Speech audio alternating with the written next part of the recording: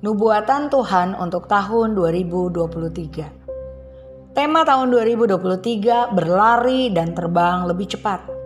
Yesaya 40 ayat 31. Tetapi orang-orang yang menanti-nantikan Tuhan mendapat kekuatan baru. Mereka seumpama raja wali yang naik terbang dengan kekuatan sayapnya. Mereka berlari dan tidak menjadi lesu. Mereka berjalan dan tidak menjadi lelah. 1. Tahun 2023 adalah tahun untuk kita berlari dan terbang lebih cepat dari tahun-tahun sebelumnya. Kita telah melewati perjalanan panjang dan kita telah belajar banyak hal di setiap perjalanan yang kita lewati. Semuanya itu menjadi suatu perjalanan untuk mempersiapkan gereja menjadi lebih kuat dalam menghadapi tantangan yang akan datang.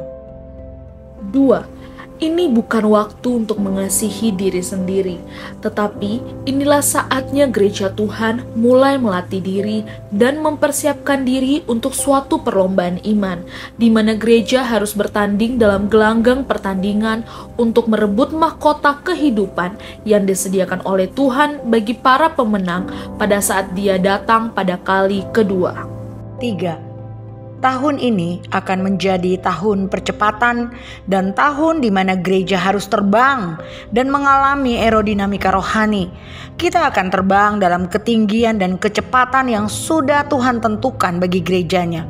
Dan gereja yang hidupnya kudus, benar, tidak akan membiarkan dirinya ditarik oleh keinginan dunia ini.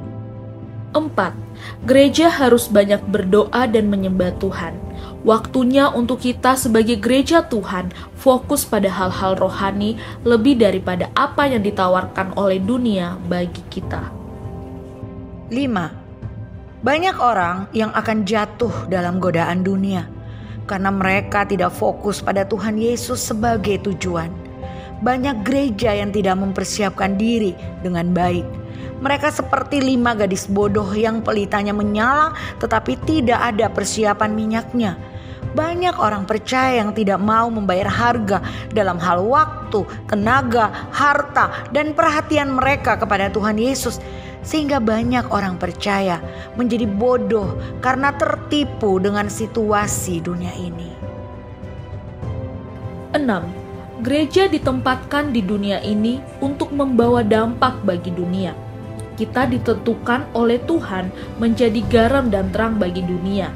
Gereja tidak boleh hanya hidup bagi dirinya sendiri, tetapi Tuhan mau kita harus hidup sebagai gereja yang membawa terang dan membawa dampak bagi kota dan bangsa-bangsa.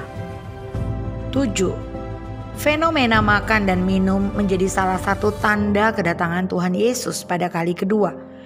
Kita akan melihat di mana-mana bisnis makanan dan minuman menjadi bisnis yang sangat digemari oleh para pengusaha dan juga bagi mereka yang baru menjalankan bisnis. Ini akan menjadi kesempatan bagi gereja untuk menjadi saluran berkat bagi kota dan juga bangsa dengan mempersiapkan lumbung-lumbung untuk tuaian di akhir zaman. 8. Banyak orang akan stres dan mudah putus asa. Sebab akan terjadi kegoncangan ekonomi dan perubahan pada pola kerja yang baru di tengah zaman yang semakin maju, membuat banyak orang akan mudah putus asa dan mudah menyalahkan orang lain. 9. Peperangan akan menjadi semakin meluas dan banyak terjadi pertumpahan darah. Akan ada gempa bumi, banjir yang akan melanda daerah Jawa Barat, Jakarta, India, Vietnam.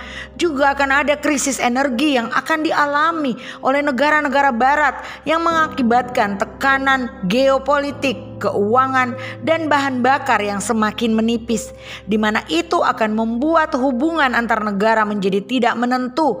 Dan kalau tidak dijaga dengan baik, maka hal itu akan mengakibatkan terjadi peperangan antar bangsa, terutama bangsa utara dan Eropa yang akan membawa kerugian kedua belah pihak.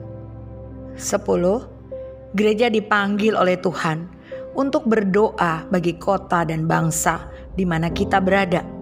Tuhan akan membuat mezbah korban bakarannya terus berasap dan terus menyala dengan tujuan membawa keharuman bagi namanya. Para malaikat ilahi akan diutus untuk membawa kabar keselamatan bagi pemimpin-pemimpin bangsa, sehingga suku-suku dan bangsa-bangsa akan dipersembahkan menjadi sebuah persembahan yang menyenangkan hati Tuhan.